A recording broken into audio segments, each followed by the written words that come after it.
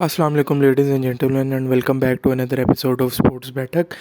इस्लामाबाद और कराची किंग्स का आज मैच हुआ कराची नेशनल बैंक स्टेडियम में, खाली स्टेडियम के अंदर। और मैं कहूँगा कि मीडियोकर मैच, ठीक है, मीडियोकर क्रिकेट मैचेस हो रहे हैं। पिछले 10 मैच जो हुए उनमें से एक या दो अच्छे मैचेस हुए हैं। 200 बन जाना एक T20 मैच के अंदर अच्छा मैच नहीं होता, या 200 बन जाना और 200 चेज हो जाना, ठीक है, ये कुछ होता है। या तो अगर 200 बनता है तो वो 8वें 19वें 9 20वें ओवर में जाके कुछ डिसाइड होता है, तो वो मज़े के मैचेस होते हैं। खैर, Islamabad United as always crush Karachi Kings, ठीक है, 9 दफ़ा उनको हरा चुके हैं हम, ठीक है। और काफ़ी बेहतरीन परफॉर्मेंस, ठीक है, इस्लामाबाद यूनाइटेड की तरफ से, चाहे वो बॉलिंग में हो चाहे वो बैटिंग में हो। फील्डिंग में इधर उधर थोड़ा बहुत मसला था, लेकिन ओवरऑल कमाल। कराची का जहाँ तक बात यह है कि स्ट्रगलिंग स्ट्रगलिंग रन्स नहीं उस तरह से बने, ठीक है। और नीचे से आके अगर अब अब्बास अफरीदी 24 रन बना रहा है और आपका टोटल 129 बन रहा है, तो इसका मतलब है कि बहुत से मसाइल हैं बैटिंग के अंदर, बॉलिंग के अंदर। ओवरऑल टीम बॉलिंग तो चलो फिर भी पहले मैच के अलावा उन्होंने बाकी 3 मैचों में थोड़ी बेहतर की है, लेकिन यह है कि बैटिंग इनसे जो है वो पिछला मैच तो जीते हैं, उससे पिछले मैच में और इस मैच में बैटिंग इन्होंने बेकार, बिल्कुल बेकार। शुरू से हम आते हैं तो देखते हैं कि जी इस्लामाबाद यूनाइटेड जो है वो टॉस जीतता है। टॉस जीतने के बाद बॉलिंग सरफेस को देखते हैं तो ऑस्ट्रेलियन सॉइल से कह रहे हैं बनाई हुई सरफेस थी, और तेज़ थी थोड़ी, लेकिन बॉल जो है वो लो रह रहा था, अनइवन बॉल था, टू पेस था, थोड़ी सी स्टक भी कर रही थी बॉल। सीम मूवमेंट बॉलर्स को मिल रही थी, थोड़ा सा बॉल शुरू में स्विंग भी हुआ, वो तो यूजुअली नई बॉल से होता है, लेकिन ये है कि सीम मूवमेंट जो है वो अच्छी मिल रही थी बॉलर्स को, जिसका इस्लामाबाद यूनाइटेड ने बहुत अच्छा फ़ायदा उठाया और टॉस जीत के उन्होंने बॉलिंग ली। सरफेस को देख के it was a good decision. और शुरू में जो नसीम शाह ने वार्नर को बॉल कराई है, it was one of the best deliveries I have ever seen. मतलब बाय अ टाइम, मतलब बहुत टाइम से के बाद मैंने कोई इस तरह की बॉल देखी है। इतनी तेज़ अंदर आई वो, और वो आउट स्विंग के लिए रेडी था। कमाल डिलीवरी। फिर होल्डर ने उसको, जिम विंस को काफ़ी अच्छा सेटअप करके आउट किया। कराची ने कभी किसी भी खड़े नहीं होके किसी ने भी पार्टनरशिप लगाई नहीं, कोई भी लंबा गेम को लेके गया ही नहीं, किसी ने डेवलप करने की चीज़ें कोशिश ही नहीं की। हाँ, आपको थोड़ी सी कंडीशन असेस करनी होती है। आप आते हो, देखते हो, थोड़ा खेलते हो, आपको पता लगता है यार ये वो वाली पिच नहीं है जहाँ 200-220 रन बने, तो हम क्यों ना 170 160 इस तरह जाएं। और अगर ये सेंसिबल होके थोड़ा सा खेलते तो आई थिंक कि ये स्कोर बनाया जा सकता था इस पिच के ऊपर।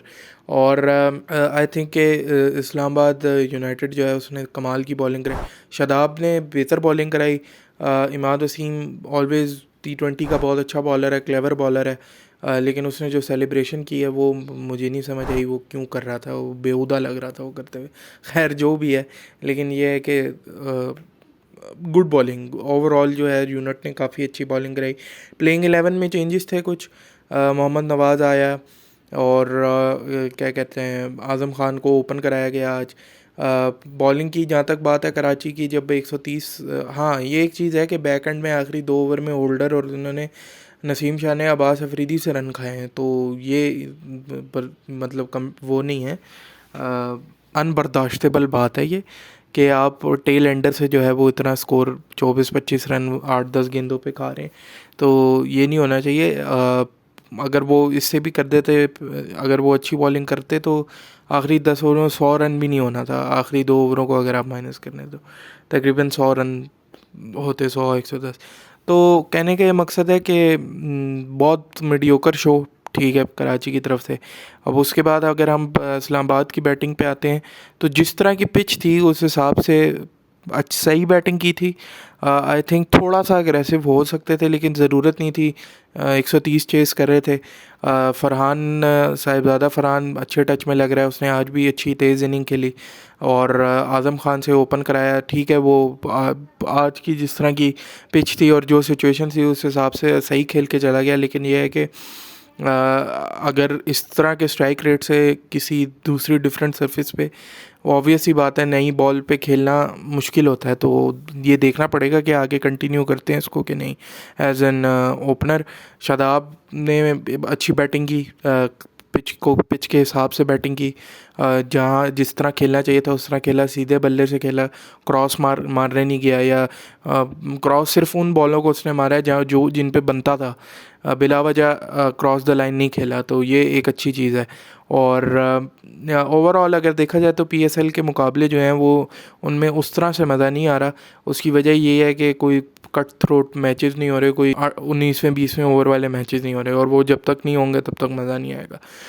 चलो अभी तक 10 मैचेस हुए हैं या 11 मैचेस हुए हैं, इनमें से कम इतने मैचेस तो होने चाहिए थे ना, 2 या 3 से 4 मैचेस तो होते हैं ऐसे कि जिनको देख के मतलब नील बैटिंग होते। बिल्कुल वन साइडिंग थ्रैशिंग हो रही है, चाहे वो कोई भी टीम जीत रही है, बहुत बड़े बड़े मार्जिन से जीत रही है।